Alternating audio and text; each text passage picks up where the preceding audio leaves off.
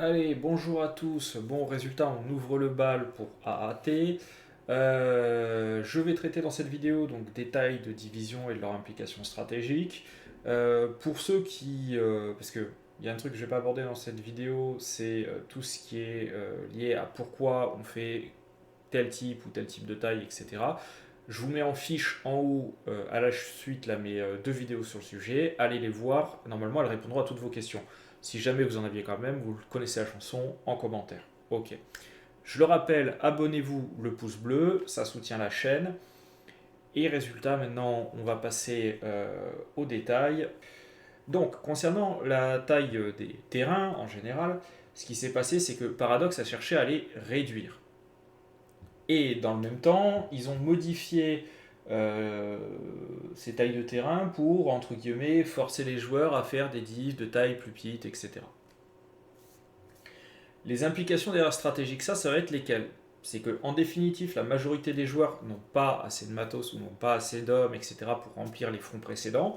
Donc là, ça va leur permettre de remplir, entre guillemets, sûrement la taille du front, hein, vu comment ils ont fait fondre l'espace disponible, entre guillemets.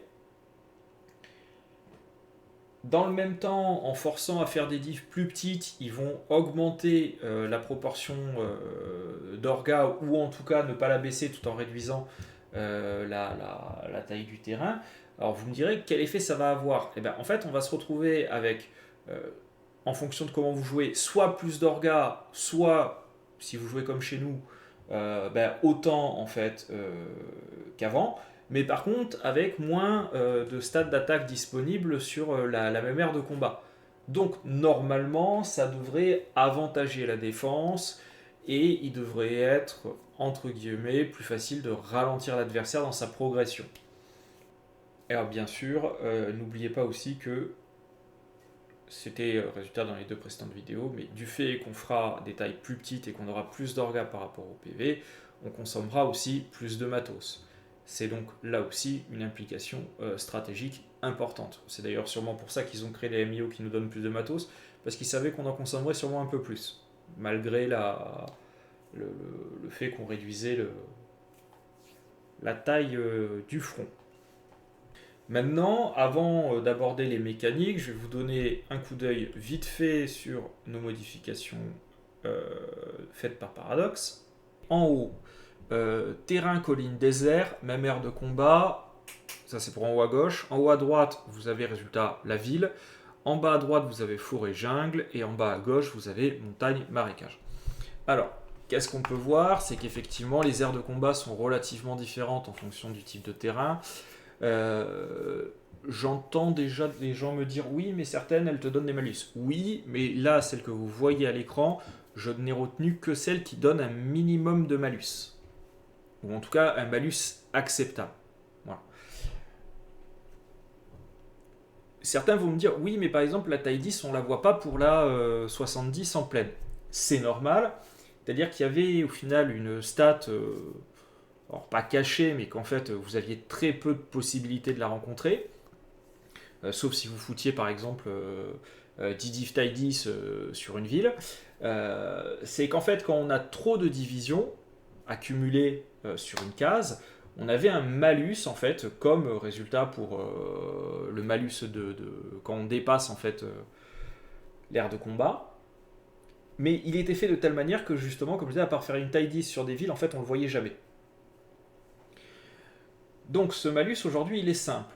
Si j'attaque depuis une case et que j'ai plus de 5 divs dans le combat, vous prendrez 2% de pénalité par div supplémentaire. Donc, sur une taille 70, je rentre avec 7 divs de 10 de combat. Résultat, je mangerai 4%. Ces 4% seraient en plus de, par exemple, une pénalité de dépassement d'aire de combat. Donc, ça peut assez vite devenir problématique. C'est pour ça que les tailles 10 et 12 ne sont actuellement valides que sur les montagnes. C'est pour ça que je l'ai fait comme ça. Bon, en vrai, la taille 12, elle pourrait aller du côté de la forêt. Pour les divs qui par exemple peuvent fonctionner mais que dans certains cas, c'est-à-dire si vous attaquez depuis 2 cases mais pas depuis 3 ou 1, alors vous avez sur les forêts La 12, la 18, la 20, qui peuvent aussi passer. Mais résultat, voilà. C'est un peu casse-couille à gérer. Sur les villes, vous avez la 30, qui peut passer aussi. Et sur les montagnes, vous avez la 15 qu'on pourrait rajouter. Mais en vrai, vous emmerdez pas, c'est optionnel. Ce que vous avez à l'écran devrait vous suffire. Donc maintenant, hop, regardez, voilà. Donc là, je vous montre la fameuse pénalité de cumul. Hein. Donc là, pour le coup, on a des diff taille 10, vous voyez, la fameuse pénalité, elle est là. Donc c'est quand même un truc à surveiller. Concernant la composition des divs, alors là, résultat, bon, je l'avais déjà abordé quand même dans les deux précédentes, mais bon, je vais vous donner quelques exemples. Hein. Voilà une taille 15. Voilà par exemple une taille 18, une taille 20, une taille 25, une taille 30, une taille 40, une taille 10 et une taille 12.